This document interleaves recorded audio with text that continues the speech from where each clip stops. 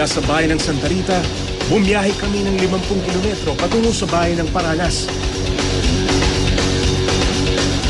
Na isang tagong paraiso raw para sa mga naghahanap ng kakaibang adventure.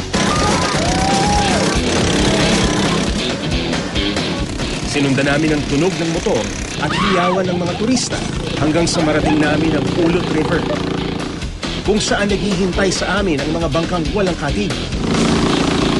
Ito raw ang bagong atraksyon dito sa Samar, ang Torpedo Extreme Boat Ride. Dito sa Barangay Tenani, mag-uumpisa ang boat ride pababa ng ilog.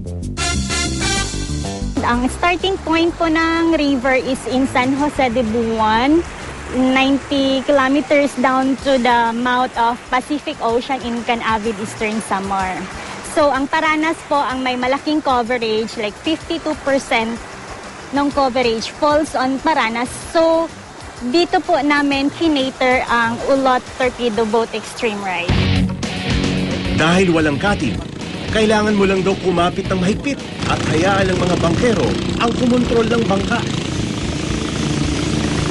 As you can see, the boat is a rigless motorized. Unlike sa ibang water rafting, they are using rubber boats. Sa amin po, we are using rigless bangka and it's motorized. So this is the only bangka, I guess, in the whole Philippines na motorized and ayun ang ginagamit na for rafting. Okay. Dahil may kaakibat na peligro, konting briefing muna mula sa guide namin. Ulot River is the longest river in Samar, and we ride 2 hours. 1 hour downstream and 1 hour upstream. So marami tayong makikita ng mga ibon, malalaking puno at saka marami pang iba ng mga flora at fauna. Kung upo tayo, bali mag-relax lang tayo, and then kailangan yung kamay natin ay nasa hawakan, huwag sa labas dahil yung natin may mga pato kasi na kailangan yung safety na kuwan. 3 hanggang 5 tao ang kayang isakay ng bawat bangka. Mula sa jump-off point, higit 10 kilometro ang babagdasin namin pababa ng ilog. Katumbas nito, 1 oras ng makapigil hiningang boat ride.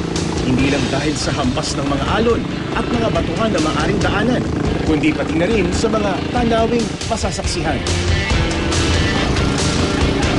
Tumatawid pala ang Ulot River sa itinuturing na pinakamalaking protected area sa Pilipinas, ang Samar Island Natural Park. It was proclaimed as a natural park under the category of the natural park under the NIPAS Act or Republic Act 7586, considering of its vast or huge area. Kasi pag sinabi natin natural park, ibig sabihin malaki yung area, then the natural resources are still intact, the biodiversity is still high, and those are of global significance. Makikita mo yung quality ng tubig natin, bluish yan. Kasi kung yung isang area na siguro denuded, particularly kung meron illegal logging activities within the area, makikita natin yung tubig brown yan.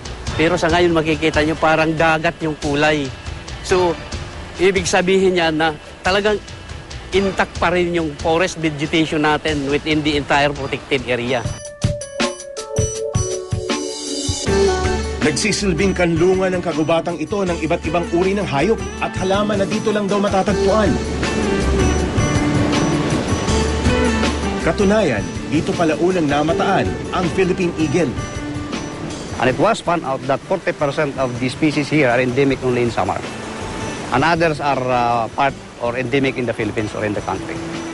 But what is important in this area, it was in this watershed that was in Barangay Bunga, Paranas, Samar, where our Philippine eagle was first discovered by John Whitehead in 1896. So it was discovered before the discovery of Philippine eagle in Luzon, Mindanao, and Leyte. So it was here.